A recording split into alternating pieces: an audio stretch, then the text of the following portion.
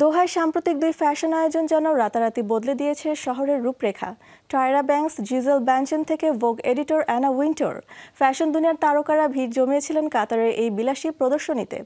Gas ও স্পোর্টসের পর বৈশ্বিক লাক্সারি হাব হতে চায় দেশটি, কিন্তু র্যাম্পের ঝলকে আড়ালে দোহাকে ঘিরে নানা অভিযোগ তুলছে নতুন বিতর্ক।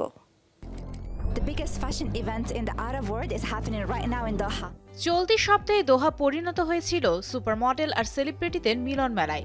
ভোগের top editor Anna Wintour, designer Christian Louboutin, অভিনেত্রী জুলিয়েট বিনোশ আর সঙ্গে গিজেল ব্যানচেন, টায়রা ব্যাংকস ও নাটালিয়া ভোদিয়ানোভা যেন পুরো ফ্যাশন দুনিয়ায় উড়ে এসেছিল কাতারের আমন্ত্রণে।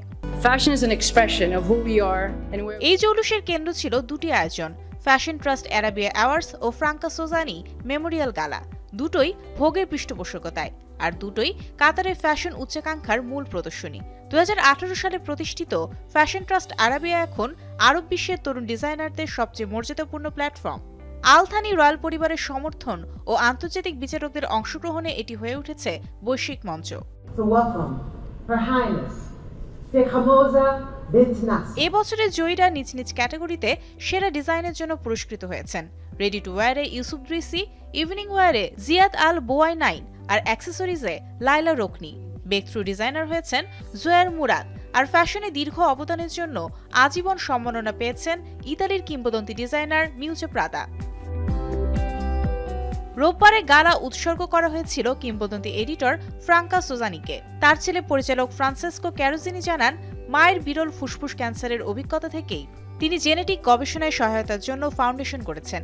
রাতটি হয়ে উঠেছিল ফ্যাশন স্মৃতি ও দোহার স্টেটক্রাফট এই দিনের এক অনন্য সংমিশ্রণ। কিন্তু প্রশ্ন উঠছে, এই আয়োজন কি শুধুই ফ্যাশন? আনা উইন্টার বলেছিলেন, ফ্যাশন শুধু পোশাক নয়, এটি শক্তি আর পরিচয়ের গল্প। সেই ধারাবাহিকতায় দোহাই ফ্যাশন এখন রাষ্ট্রীয় কূটনীতি। 2011 সাল থেকে কাতার লাক্সারি ব্র্যান্ডে বিনিয়োগ বাড়িয়েছে। আছে ভ্যালেন্টিনো, বালমেইন, হ্যারোডস ও প্রিন্টেমসের মতো বিশ্বখ্যাত নাম। এই নেটওয়ার্কের কেন্দ্রে কাতারের প্রভাবশালী নারী এমিরের মা শাইখা মোজা। তবু প্রশ্ন রয়ে যাচ্ছে, সবই কি এত নিখুঁত? শ্রম অধিকার লঙ্ঘন, মানবাধিকার পরিস্থিতি, বাক স্বাধীনতার সীমাবদ্ধতা, কাতার নিয়ে সমালোচনা অব্যাহত।